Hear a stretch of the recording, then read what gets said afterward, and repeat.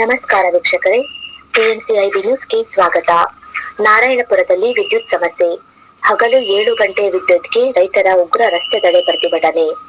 ಯಾದಗಿರಿ ಜಿಲ್ಲೆ ಹುಣಸಗಿ ತಾಲೂಕಿನ ನಾರಾಯಣಪುರ, ಜೋಂಗೊಂಡಭಾವಿ, ಮಾರನಾಳ ಹಾಗೂ ಬರದೇವನಾಳ ಗ್ರಾಮ ಪಂಚಾಯಿತಿ ವ್ಯಾಪ್ತಿಯ ರೈತರು ವಿದ್ಯುತ್ ಸಮಸ್ಯೆಯಿಂದ ತೀವ್ರ ಸಂಕಷ್ಟಕ್ಕೆ ಸಿಲುಕಿದ್ದು, ಸಮರ್ಪಕ ವಿದ್ಯುತ್ ಪೂರೈಕೆಗೆ ಆಗ್ರಹಿಸಿ ನಾರಾಯಣಪುರದ ವಾಲ್ಮೀಕಿ ವೃತ್ತದಲ್ಲಿ ಜೆಸ್ಕಾಂ ಇಲಾಖೆಯ ವಿರುದ್ಧ ರಸ್ತೆ ತಡೆದು ಉಗ್ರ ಪ್ರತಿಭಟನೆ ನಡೆಸಿದರು. ಸರಿಯಾದ ವಿದ್ಯುತ್ ಪೂರೈಕೆ ಇಲ್ಲದ ಕಾರಣ ನಾಟಿ ಮಾಡಿದ ಬೆಳೆಗಳು ಒಣಗುತ್ತಿದ್ದು, ರೈತರಿಗೆ ಅಪಾರ ನಷ್ಟ ಉಂಟಾಗುತ್ತಿದೆ. ಆದ್ದರಿಂದ ಹಗಲಿನ ವೇಳೆಯಲ್ಲಿ ಕನಿಷ್ಠ 7 ಗಂಟೆಗಳ ನಿರಂತರ ವಿದ್ಯುತ್ ಪೂರೈಸಬೇಕು ಎಂದು ಪ್ರತಿಭಟನಾಕಾರರು ಒತ್ತಾಯಿಸಿದರು.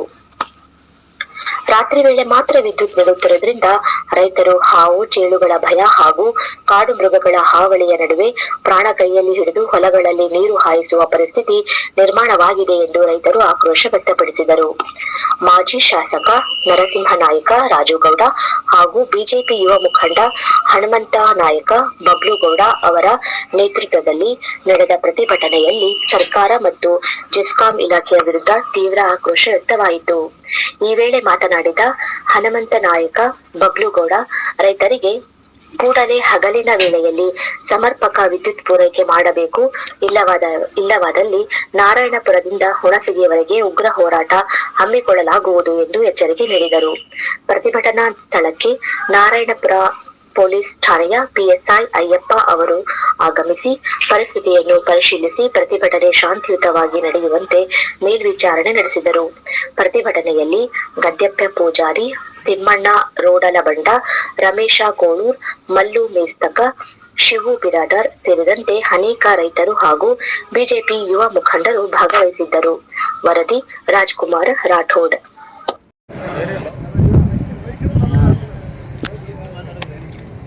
ಇಲ್ಲಿ ಸೇರಿರುವಂತ ಎಲ್ಲ ರೈತರಿಗೆ ಹಾಗೂ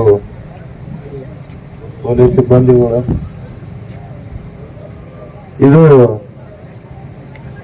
ನಮಗ ಬಹಳ ವಿಚಿತ್ರವಾದ ದಿವಸ. ಯಾಕಂತಂದ್ರ ನಮ್ಮಲ್ಲಿ ರೈತರು ಎಷ್ಟು ಸಂಭಾಯ್ತಾರ ಅಂತಂದ್ರ ಯಾವತ್ತೂ ಪ್ರತಿಭಟನೆ ಅದು ಮಾಡಿದ್ದಿಲ್ಲ. ಈಗ ಎಷ್ಟು ಕಷ್ಟ ಬಂದದ, ಅವ್ರು ಎದಕ್ ಬಂದು ರೋಡಿಗೆ ಇಳಿದಾರ ಅಂತೇಳಿ ತಾವೆಲ್ಲ ಅಧಿಕಾರಿಗಳು ತಿಳ್ಕೋಬೇಕಂತ ನಾ ಹೇಳಕ್ ಇಚ್ಛೆ ಪಡ್ತೀನಿ. ನಿಮಗ ನಮ್ಮಲ್ಲಿ ಎಷ್ಟು ಮುದ್ದ ರೈತರಾರು ಅಷ್ಟೇ ಖಾರ ಉಣ್ತಾರೆ,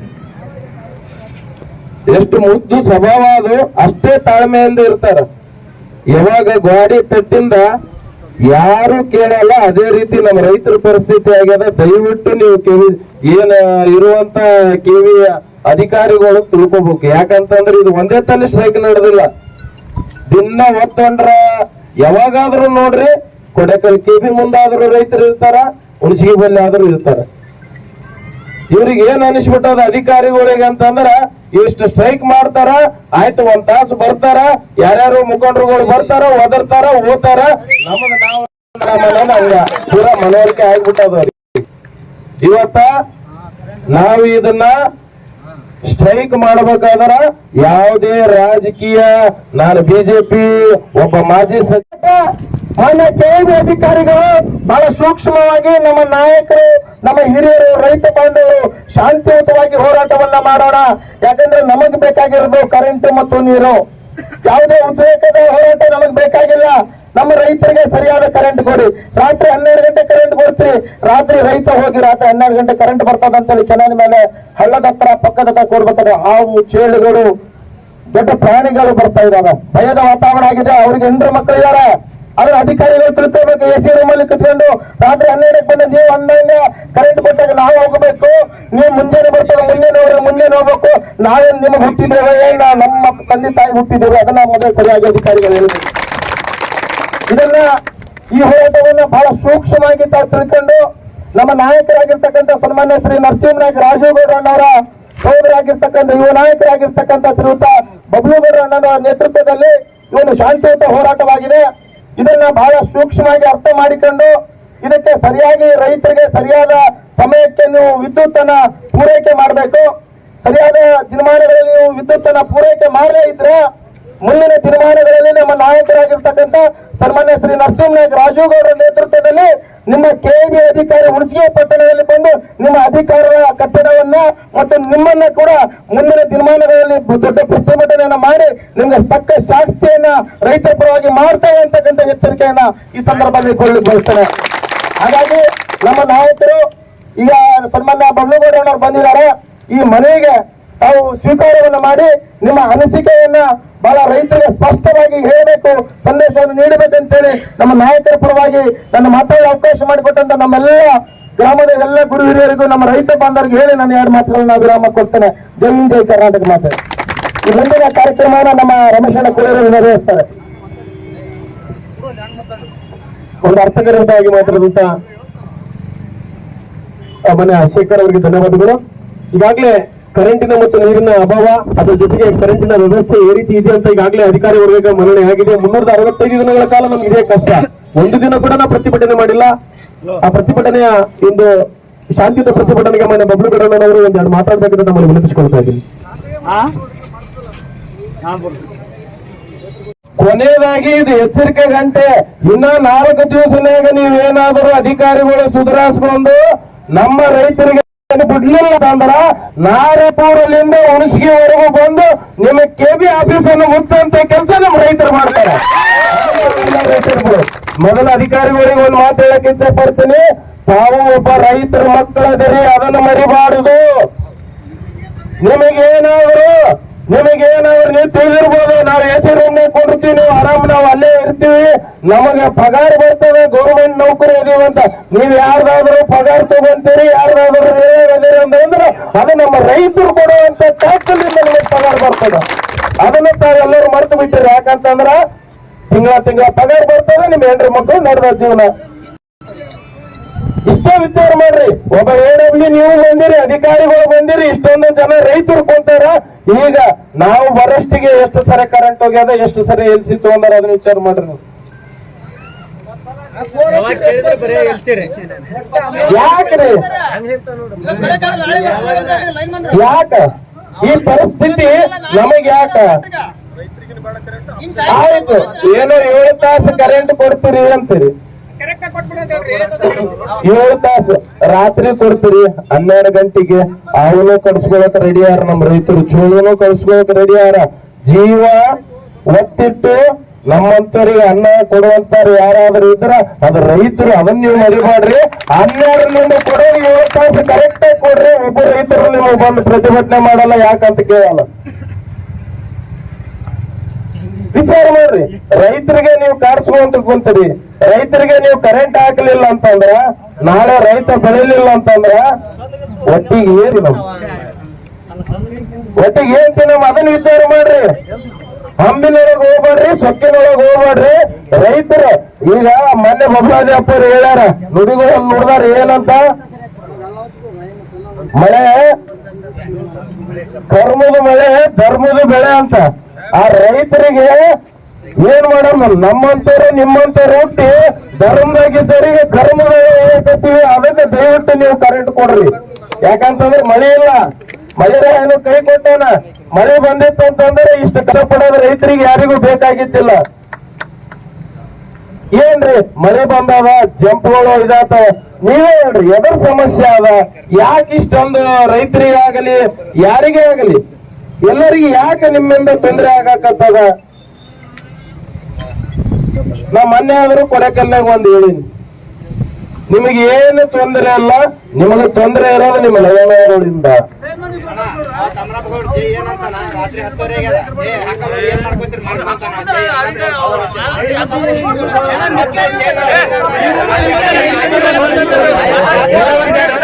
ಸಮಸ್ಯೆ ಹೆಂಗಾಗ್ಯದ ಅಂತಂದ್ರ, ನಿಮ್ಮ ಲೈನ್ ಮ್ಯಾನ್ಗಳು ಒಂದು ತಲ್ಲಿ LC ತಗೋಬೇಕಾದ್ರ ಜಿಯೋಸ್ ತಕೋರಿ ಕೈ ಮುಗಿದು ವಿನಂತಿ ಮಾಡ್ಕೊಂಡದ್ದು ಮುಗ್ದಾದ, ಕಾಲು ಮುಗಿದು ವಿನಂತಿ ಮಾಡೋದನ್ನು ಮುಗ್ದಾದ, ಇನ್ನು ಕಾಲು ಮುರಿಯೋದು ಒಂದೇ ಉಳ್ದ.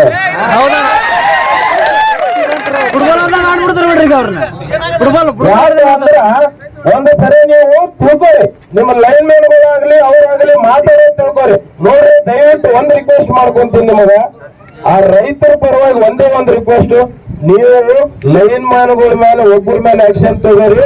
ನಮ್ ಭಾಗದ ರೈತರು ಆರಾಮಾಗಿ ಮನೆಗ್ ಕುಂತು ನೀರು ಬಿಡುವಂತ ಕೆಲಸ ಆಗ್ತದೆ. ಒಬ್ಬರ ಮೇಲೆ ಆಕ್ಷನ್ ತಗೊಳ್ಳಿಲ್ಲ ಅಂದ್ರೆ ಏನ್ ಮಾಡ್ತಾನೆ ಐಕನ್ ತೋಲ್ ಬಿಡು ಅಂತಾರೆ.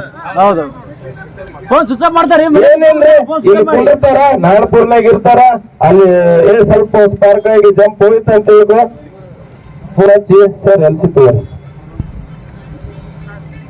ಇವ ಇಲ್ಲಿಂದ ಅಲ್ಲಿಗೆ ಹೋಗ್ಬೇಕು, ಹುಡುಕ್ಬೇಕು, ಹುಡುಕಿಂದ ಲೈನ್ ಹಾಕಬೇಕು. ಯಾಕ ಅಲ್ಲಿ ಯಾವ TC ಸಂಬಂಧ ಪಡ್ತಾರ, ಆ TC ಜಿಯೋಸ್ ತೆಗೆದು ಅಲ್ಲಿ ಲೈನ್ ಚೆಕ್ ಮಾಡಿದ್ರೆ ಈಗ ಭಾಗದ ರೈತರೆಲ್ಲಾರ ನೀರು ಮುಡ್ತದ. ಒಬ್ಬ ವ್ಯಕ್ತಿ ಸಲಗೆ ಎಷ್ಟೊಂದು ಜನರ ರೈತರದು ತ್ರಾಸ ಆಗ್ತದ. ಅದನ್ನ ಯಾಕೆ ನಿಮ್ಮ ಲೈನ್ ಮ್ಯಾನ್ಗಳು ಅರ್ಥ ಮಾಡ್ಕೊಳ್ಳಲ್ರು?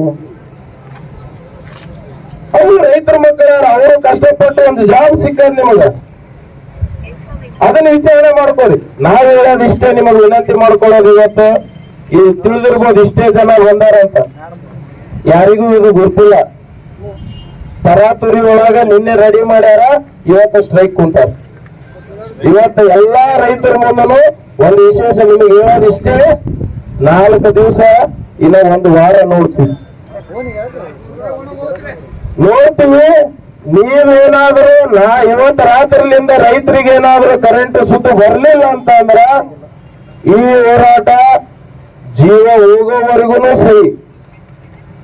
ಇಲ್ಲಿಂದ ಪಾದಯಾತ್ರೆ ಹುಣಸಗಿವರೆಗೂ ಬಂದು ಹುಣಸಗಿ ಕೇಬಿನ ಮುಚ್ಚುವಂತ ಕೆಲಸ ನಮ್ಮ ಭಾಗದ ರೈತರ ಜೊತೆ ನಾನೇ ನಿಂತು ಮಾಡ್ತಂತ ಎಚ್ಚರಿಕೆ. ಅದಕ್ಕ ನಾನ್ ರೈತರ ಹತ್ರ ವಿನಂತಿ ಮಾಡ್ಕೊಳ್ಳೋದು ಒಂದೇ, ಕಾಲ ಬಂದಂಗ ನೀವು ಹೋಗ್ಬೇಕಾಗ್ತದ. ಬಬ್ಲುಗೌಡ ತಪ್ಪು ಮಾಡ್ಯಾನ ಅಂತಂದ್ರೆ ಬಬ್ಲುಗೌಡನ ಮನೆ ಮುಂದೆ ಕುಂತು ಸ್ಟ್ರೈಕ್ ಮಾಡಿದ್ರೆ ನಿಮ್ಮ ನ್ಯಾಯ ಸಿಗುತ್ತದ ಹೊರತಾಗಿ ಎಲ್ಲಾದ್ರೂ ಯಾರನ್ನಾರ ನಂಬಿ ಅವ ಒಬ್ಬನೇ ಮಾಡ್ತಾನಂತ ಬಿಟ್ರಿ ಅಂದ್ರ ಈ ಪರಿಸ್ಥಿತಿ ನಿಮ್ ರೈತರಿಗೆ ಬರ್ತದ. ಯಾಕ ನಿಮ್ಮ ಹಕ್ಕುಗಳನ್ನು ನೀವು ಕೇಳ್ತೀರಿ, ನಿಮ್ಮ ಬೇ ಹಾಳಾಗೋದು ನಿಮ್ಗೆ ಹಾಳಾಗ್ತದೆ. ಯಾರ ರಾಜಕಾರಣಿಗಳದನ್ನು ಹಾಳಾಗಲ್ಲ, ಯಾರ್ದನ್ನು ಹಾಳಾಗಲ್ಲ. ಅದನ್ನು ನೀವು ಅರ್ಥ ಮಾಡ್ಕೋಬೇಕು ರೈತರು. ಇವತ್ತೇ ಈಗ ಹೋಗ್ಯಾರ ಬಿಡಪ್ಪ, ನಮ್ಮ ಊರಾಗ 4 ಮಂದಿ ಅಲ್ಲಿ ಕುಂತಾರ, ಅವ್ರ ಏನಿಂದ ಅವ್ರು ಬಿಟ್ಟು ಬಿಡ್ತಾರ, ಬಿಡಲ್ಲ. ಇವತ್ತ ಕಾಲ ಹೆಂಗಾದಂದ್ರೆ ತಿಳಿ ಅನ್ನಿಸ್ತಾರ. ಅದೇ ಇಲ್ಲಿಂದ ಅಲ್ಲಿ ತನ ತುಂಬ್ರಿ ಏನ ಇದ್ದಂತ ಎಕ್ಸಿಕ್ಯೂಟಿವ್ MD ಗಿಮ್ಡಿ ಎಲ್ಲರೂ ಓಡಿ ಬಂದು ಮುಂದಿರುವಂತ ಕೆಲಸ ಮಾಡ್ತಾರ ರೈತರಿಗೆ.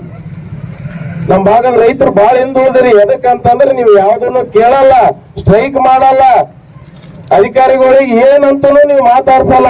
ಈ ಮುದ್ದತೆ ಸಾಕು, ಇನ್ಮೇಲೆ ತಡ್ಕೊಂಡು ನೀವು ಸಾಕು. ಸ್ವಲ್ಪ ಎಚ್ಚರ ಆಗ್ರಿ. ಎಚ್ಚರ ಆಗಿ ಇಂಥ ಪ್ರತಿಭಟನೆಗಳನ್ನು ಮಾಡಿ ನಿಮ್ಮ ಹಕ್ಕು ನೀವು ಪಡ್ಕೋರಂತ ವಿನಂತಿ ಮಾಡ್ತೀನಿ. ಇಲ್ಲೆಲ್ಲರೂ ಬಂದು ಇಷ್ಟೆಲ್ಲ ಸೇರಿರಿ. ಇದೇನ್ ನಾನು ಇವರು ನಿಮಗೆ ಭರವಸೆ ಕೊಟ್ಟಿಂದ ಇವತ್ತು ಆಗ್ತಾರ ಅನ್ನೋದು ತಲೆ ತೆಗೆದು ಬಿಡ್ರಿ. ನೀವು ಹಾಕೋದನ್ನ ತಲೆ ತಕೊಂಡ್ಬಿಡ್ರಿ. ಅದೇ ನಾಳೆ ನಿಮ್ದೊಂದು ಲೈನ್ ಕಟ್ ಆಗ್ಯದ, ನಿಮ್ದೊಂದು TC ಪ್ರಾಬ್ಲಮ್ ಆಗ್ಯದ, 500 ಕೊಡಲಿ 2000 ಕೊಡ್ತೀನಿ ಅಂದ್ರೆ ನಿಮ್ ನಿಮ್ಗಿಂತ ಮೊದಲು ನೀ ಮುಟ್ಟಿರಲ್ಲ ಮನೆಗೆ, ಅಲ್ಲಿ ಬಂದು ನಿಮ್ ಲೈನ್ ಮೇಲೆ ಮುಟ್ಟಿರ್ತಾರ.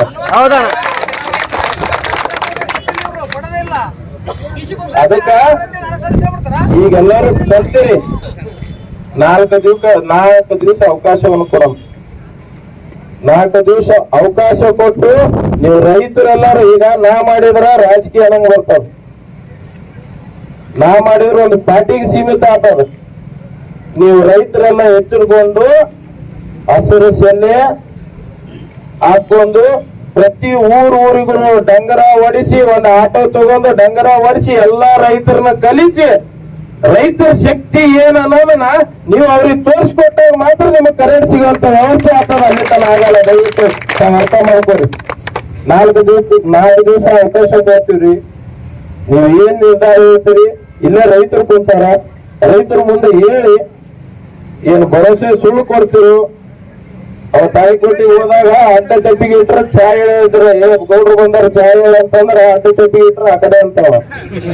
ಸೀದಾ ಇಟ್ಟು ಕೊಟ್ಟಿದ್ನಂತಂದ್ರೆ ಚಾ ಬಂದು ಇಮಿಡಿಯೇಟ್ ಬರ್ತಿರ್ತಾನ. ಏನ್ ಅಡ್ಡ ಟೆಪ್ಪಿಗೆ ಇಡ್ತಿರೋ ಸೀದಾ ಟೆಪ್ಪಿಗೆ ಇಡ್ತಿರೋ ರೈತರ ಮುಂದೆ ತಾವು ಇರ್ಬೇಕಂತೇಳಿ ವಿನಂತಿ ಮಾಡ್ಬೇಕು. ಧನ್ಯವಾದಗಳು ಬಬ್ಲೂಣ ಅವ್ರಿಗೆ. ನಾವೇನಾದ್ರು ಮೈಸೂರು ಭಾಗದ ರೈತರನ್ನ ಆಗಿದ್ದು ಹೇಳಿದಾಗ್ಲೇ ಅದು ಕಥೆನೇ ಬೇರೆ ಇತ್ತು. ಸಮಯ ಬಂದ್ರೆ ಮೈಸೂರು ಭಾಗದಕ್ಕಿಂತ 2 ಪಟ್ಟು ನಮ್ಮ ರೈತರಿದ್ದೀವಿ. ಸಮಾಧಾನ ಯಾಕಿದ್ದೀವಿ ಅಂದ್ರೆ ನಾವೆಲ್ಲರೂ ಕೂಡ ಸಮಾಧಾನ ಆಗಿದ್ದೀವಿ ಅಂದ್ರೆ ಅದೊಂದು ನಮ್ಮ